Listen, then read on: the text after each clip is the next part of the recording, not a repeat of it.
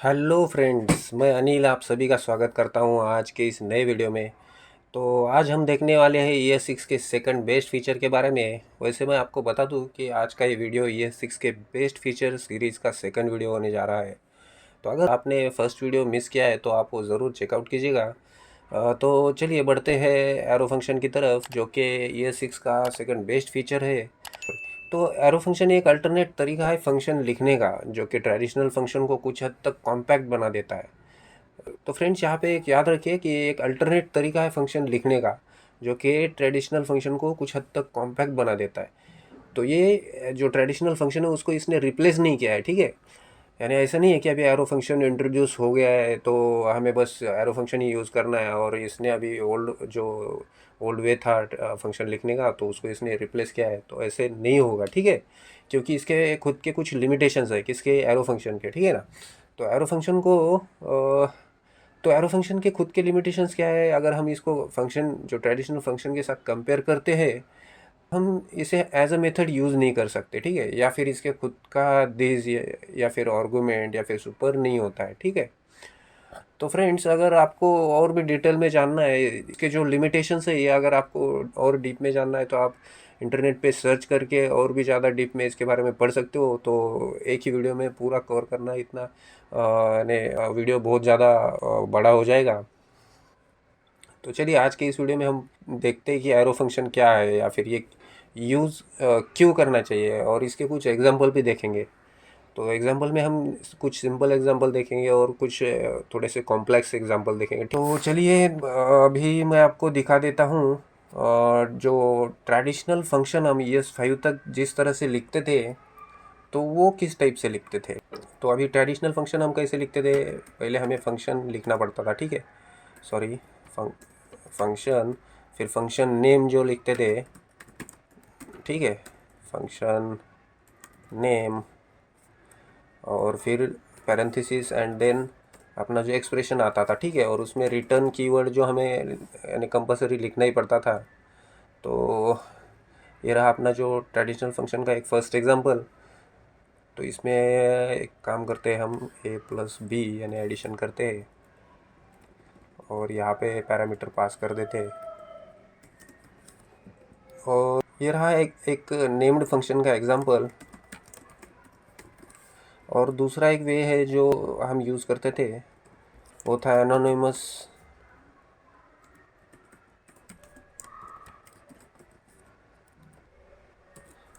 Function, ठीक है। तो वो कैसे लिखते थे वो देखते हैं अभी। तो वो जनरली हम टिल ES5 हम वैर कीवर्ड का यूज़ करते थे। तो यहाँ पे भी हम वैर यूज़ करके एक फंक्शन लिखते हैं।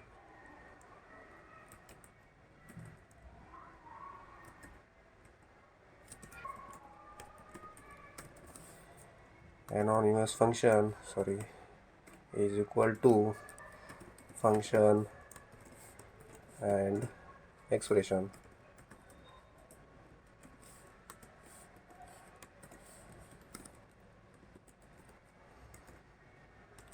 और यहाँ पे हम पैरामीटर पास कर रहे हैं।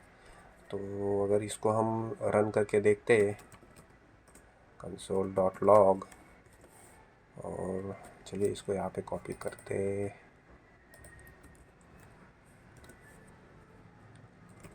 और आर्गुमेंट में वैल्यूज़ पास कर देते।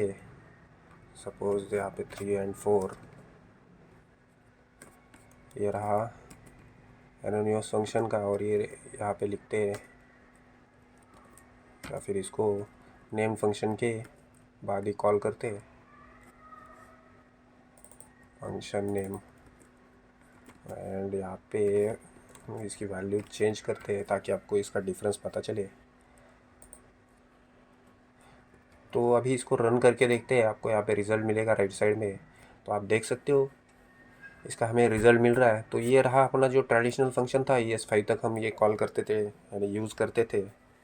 तो अभी हम देखते हैं कि एरो फंक्शन जो इंट्रोड्यूस हुआ है ES6 में, उसे किस तरह से लिखते हैं और उसके क्या बेनिफिट्स है, ठीक है। एरो फंक्शन यहाँ पे लिख देता हूँ मैं। तो आप देखो अभी यहाँ पे जो एरो फंक्शन रहता है वो हमेशा एनोनिमस फंक्शन ही रहता है, यानी उसका कोई नेम नहीं रहता, ठीक है। तो ये जो ट्रेडिशनल वे था अपना एनोनिमस फंक्शन का, तो इसको अभी एरो फंक्शन में किस तरह से लिखा जाता है। तो ये जो अपना ट्रेडिशनल एनोनिमस फंक्शन का लिखने का जो तरीका था, तो वो अभी इसको चेक करते हम, इसको देखते हैं कि एरो फंक्शन में हम किस तरह से लिख पाते। तो अभी आपको पता ही है कि ES6 ने वैर को ने रिकमेंड किया हुआ है कि वैर मत यूज़ करो। तो वैर की जगह पे हमें यूज़ क्या करना है, लेट या कॉन्स, ठीक है। तो अभी हम यहाँ पे लेट यूज़ करते हैं, की लेट कीवर्ड की हेल्प से अभी एक एरो फंक्शन लिखते हैं। तो एरो फंक्शन, तो अभी आप यहाँ पे ध्यान से देखिए, जो फंक्शन है ना यहाँ पे लिखा हुआ, तो अभी यहाँ पे वो लिखने की ज़रूरत नहीं है, ठीक है। तो उसकी जगह पे हमें डायरेक्ट यहाँ पे पैरेंथेसिस देना है, और जो एरो फंक्शन है तो ये इस तरह से वो लिखा जाता है, यानी ये equal to and greater than symbol. तो इसे कुछ लोग फैट एरो फंक्शन भी बोलते हैं, लेकिन ये ऑफिशियल नाम नहीं है। तो इसको ऑफिशियली इसको एरो फंक्शन ही कहा जाता है, ठीक। फिर कोई अदर लैंग्वेज है जैसे कि जावा, तो वहाँ पे इसको लैम्बडा नाम से भी जाना जाता है। तो अभी ES6 ने जो इसको इंट्रोड्यूस किया है, तो इसको एज ए एरो फंक्शन ही बोला जाता है, ठीक है। ऑफिशियली इसको एरो फंक्शन ही बोलना है। जो फैट एरो फंक्शन है, यानी जो कुछ लोग इसको फैट एरो फंक्शन बोलते हैं, तो ये ऑफिशियल नहीं। तो अभी एरो फंक्शन देखिए यहाँ पे किस तरह से लिखा हुआ है। तो अभी इसकी वैल्यू हम कैसे रिटर्न करते हैं, ये देखिए।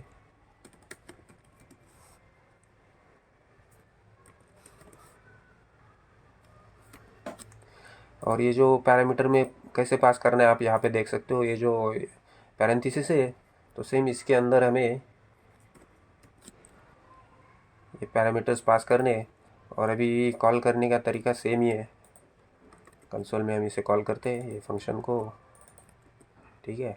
और इसकी जो आर्गुमेंट्स वैल्यू है वो चेंज कर देते हैं, ठीक है, 5 एंड 9। तो अभी रन करके देख सकते हो आप यहाँ पे उसका रिज़ल्ट, ठीक है, 14 मिल रहा है अभी। तो आप देखो अभी अभी आप क्या बोलोगे कि यहाँ पे जो ट्रेडिशनल फंक्शन था एनोनिमस फंक्शन, तो यहाँ पे भी 3 लाइन में हमें यह फंक्शन का रिज़ल्ट मिल रहा है, और यहाँ पे भी तो आपने सेम ही, यहाँ पे भी आपने 3 ही लाइन में लिखा है। तो ऐसा क्या मेजर डिफरेंस है, ठीक है ना। तो अभी आप देखो यहाँ पे क्या हुआ है, एक तो ये फंक्शन, ये जो कीवर्ड है यहाँ पे यूज़ किया, ये लिखने की हमें यहाँ पे ज़रूरत नहीं थी, ठीक है। और क्या हुआ है, इस फंक्शन की जगह पे यहाँ पे ये फैट एरो आ गया, ठीक है। अभी यहाँ पे देखो आप, अगर सिंगल लाइन स्टेटमेंट रहा, ठीक है, तो इसके लिए हमें ये रिटर्न लिखने की ज़रूरत नहीं होती, ठीक है। एरो फंक्शन में क्या होता है, एरो फंक्शन का एक एडवांटेज यही है कि अगर सिंगल लाइन स्टेटमेंट रहा, तो एरो जो रिटर्न कीवर्ड था उसकी ज़रूरत नहीं, और ये जो करली ब्रासेस थे उसकी भी ज़रूरत नहीं है, ठीक है। तो अभी रन करके देखते हैं, देखो हमें यहाँ पे रिज़ल्ट मिल रहा है ना, यानी कोई एरर नहीं आ रहा है। और अगर वही हम यहाँ पे कर देते थे, तो देखिए कितना, यानी तो यहाँ पे एरर थ्रो करेगा। अगर ये करली ब्रासेस हटा देते यहाँ से, सॉरी, तो देख रहे हो यहाँ पे एरर शो कर रहा है। इसको पहले क्लियर करते हैं एंड देन रन करते हैं। अनएक्सपेक्टेड आइडेंटिफायर, तो देखा ना, जो ट्रेडिशनल फंक्शन था, तो वहाँ पे अगर हम एरो फंक्शन की तरह इसको लिखने जाए ट्रेडिशनल फंक्शन को, तो यहाँ पे अनएक्सपेक्टेड आइडेंटिफायर एट ऑब्जेक्ट, यानी इस टाइप से एक एरर यहाँ पे थ्रो कर रहा है। तो हम उस टाइप से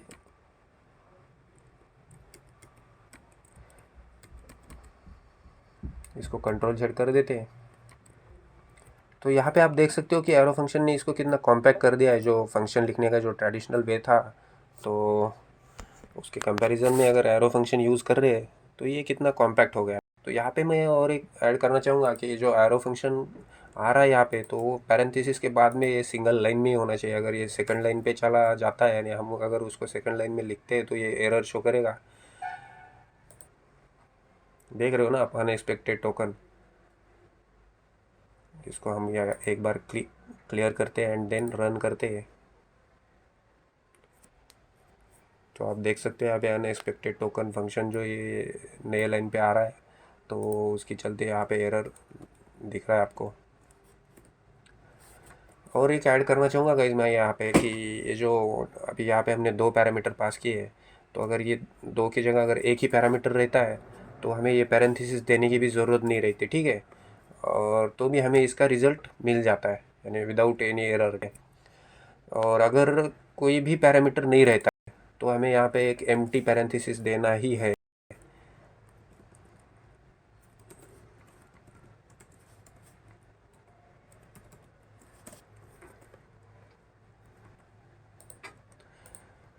आप देख रहे हो ना, यहाँ पे रिजल्ट आ रहा है ने। अगर कोई पैरामीटर पास नहीं करना है तो भी एक यहाँ पे एम्प्टी पैरेंथेसिस देना ज़रूरी ही है, तो ये भी आप ध्यान से याद रखिएगा। तो गाइस हमने अभी ये देखा है कि एक सिंपल एग्जांपल है, तो थोड़ा सा कॉम्प्लेक्स एग्जांपल भी देखते हैं हम। तो फ्रेंड्स, अभी हम जो कॉम्प्लेक्स एग्जांपल देखते हैं, तो पहले जो हम ट्रेडिशनल वे से हम लिखते थे तो पहले वो देख लेते हैं। तो एरे के एग्जांपल से हम देखते हैं। वैर डेटा इज इक्वल टू, यहाँ पे एरे में हम कुछ वैल्यूज़ पास करते हैं, ठीक है। तो ये रहा अपना एक एरे। तो इसको अभी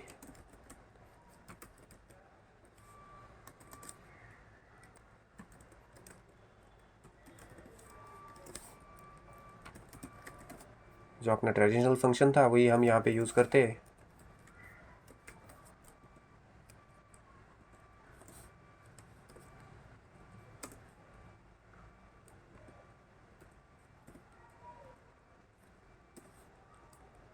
एंड इसमें हम रिटर्न टेक्स्ट इनटू 2, तो इसको हम मल्टीप्लाई कर रहे हैं, जो एरे में जो वैल्यूज़ है इसको मल्टीप्लाई कर रहे हैं 2 से। तो इसका रिज़ल्ट अभी देखते हैं कंसोल डॉट लॉग में।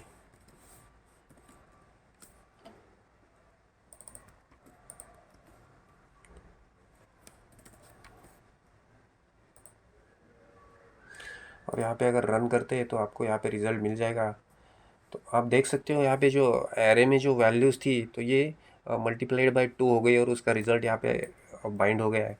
तो अभी यही फंक्शन जो है, ये जो ट्रेडिशनल फंक्शन था TLS5 जिस तरह से हम लिखते थे, अगर उसको हम एरो फंक्शन में लिखने जाए तो किस तरह से लिखना पड़ेगा और उसको कितना कॉम्पैक्ट कर सकते हैं, ये आप यहाँ पे अभी देख सकते हो। यहाँ पे एक second example with arrow function लिखते हैं। तो फ्रेंड्स, अभी आपको पता ही है कि इंस्टेड वैर कीवर्ड रिकमेंड किया हुआ है ये सीखने की लेट एंड कॉन्स्ट ही यूज़ करना है। तो अभी हम यहाँ पे लेट कीवर्ड का यूज़ करते हैं और एरो फंक्शन डेटा ये लिखा, ठीक है। और यहाँ पे data dot map parenthesis text, जो अपना एरो फंक्शन है वो आएगा यहाँ पे अभी टेक्स्ट इनटू 2। और बस हो गया, इतना सिंपल था ये एरो फंक्शन, थोड़े से कॉम्प्लेक्स डेटा के लिए। तो ये हम यहाँ पे पास कर देते हैं। तो फ्रेंड्स, आप देख सकते हो यहाँ पे कि हम क्या कर रहे हैं अभी। एरो फंक्शन जो ES6 का फीचर है, तो उसके अंदर हम क्या कर रहे हैं, यहाँ पे जो एरो बनाया था हमने तो उसकी वैल्यूज़ पास कर रहे हैं। तो ये एरे हमने ये ट्रेडिशनल फंक्शन के लिए वैर में लिखा था, लेकिन अभी आपको पता है कि ES6 ने रिकमेंड किया हुआ है कि इंस्टेड वैर यूज़ लेट और कॉन्स्ट। तो चलिए अभी यहाँ पे हम कॉन्स्ट करते हैं, ठीक है, कॉन्स्ट। और अभी सेव करते हैं एंड देन रिज़ल्ट देखते हैं। तो अभी आप यहाँ पे देख पा रहे हो कि जो फर्स्ट रिज़ल्ट आ रहा है ये ट्रेडिशनल फंक्शन का है। चलिए मैं इसको पहले कमेंट कर देता हूँ तो आपको ज़्यादा कन्फ्यूजन नहीं होगा। ओके, और ये रिज़ल्ट भी क्लियर कर देते हैं और अभी रन करते हैं। तो आप देख सकते हो यहाँ पे जो बाइंड हो रही वैल्यूज़, जो रिज़ल्ट दिख रहा है, तो ये जो ट्रेडिशनल फंक्शन है इसका, और जो एरो फंक्शन हमने लिखा है जस्ट एक सिंगल लाइन में, इसका भी रिज़ल्ट आप लोग को यहाँ पे डिस्प्ले हो रहा है। तो आप देख सकते हो कि कितना कॉम्पैक्ट कर दिया इस एरो फंक्शन ने, जो ट्रेडिशनल फंक्शन लिखने का जो वे था उसको। तो गाइस, स्टार्टिंग में हमने देखा कि इसका खुद का दीज नहीं होता है, तो चलिए अभी उसका भी एक एग्जांपल देख लेते हैं।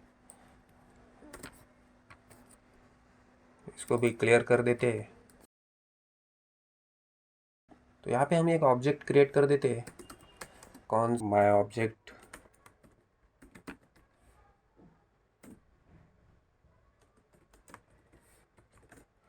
और इसमें लिखते हैं नेम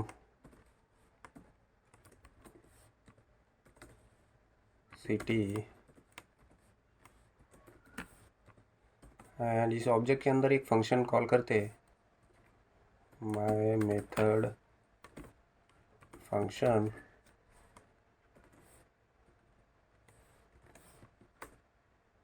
और इसके अंदर हम कंसोल में एक लॉग मेंटेन करते हैं, console.log, और यूजिंग दिस कीवर्ड हम ये नेम कॉल करते हैं, और ये फंक्शन मेथड यहाँ पे हम नीचे कॉल कर देते हैं।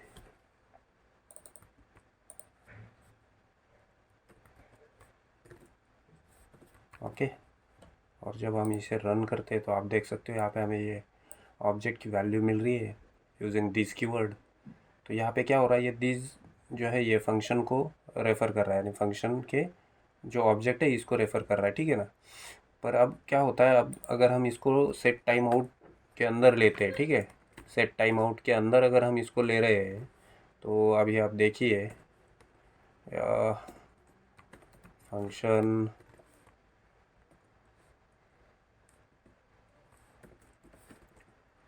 और इसको हम 2000 मिली सेकेंड के बाद कॉल यानी 2 सेकंड के बाद कॉल करते हैं।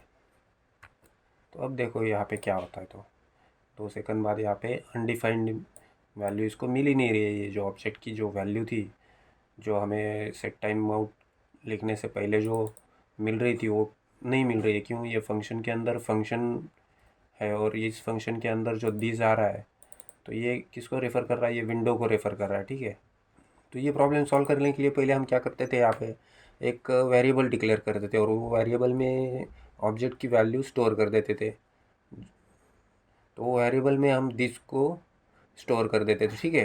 तो अभी यहाँ पे देखते हैं हम this value equal to this, and ये जो वेरिएबल है हम अगर इसको ये फंक्शन के अंदर यहाँ पे स्टेट दिस यूज़ करते हैं, क्या हो रहा है,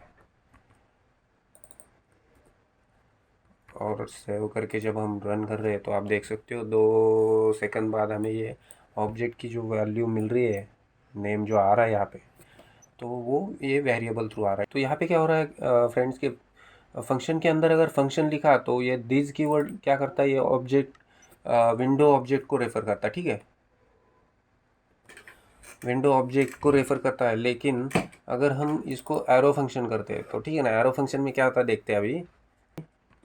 तो ये रहा अपना एरो फंक्शन, ठीक है, तो ये रहा अपना एरो फंक्शन, और यहाँ पे जो वेरिएबल डिक्लेयर किया है हमने तो इसके अभी हमें ज़रूरत नहीं है। यहाँ पे अगर दिस लिखा, ये वेरिएबल को हम कमेंट आउट कर देते हैं एंड कोड को रन करते हैं तो आप देखोगे अभी दो सेकंड बाद ये जो ऑब्जेक्ट की जो वैल्यू यहाँ पे ये हमें मिल रही है, ठीक है, आप देख सकते हो। तो यहाँ पे क्या होता है कि जो एरो फंक्शन के अंदर जो दिस लिखा हुआ है तो ये उस फंक्शन के लेक्सिकल ऑब्जेक्ट को वो फाइंड करता है, ठीक है। तो अभी आपको ये समझ में आ गया होगा कि दिस कीवर्ड का एरो फंक्शन और ट्रेडिशनल फंक्शन में क्या डिफरेंस है। तो फ्रेंड्स आज की वीडियो में बस इतना ही। तो मिलते हैं अगले वीडियो में ES6 के एक और बेस्ट फीचर के साथ। तो चैनल को ज़रूर सब्सक्राइब कीजिएगा और वीडियो अगर आपको अच्छा लगा हो तो लाइक ज़रूर कीजिएगा।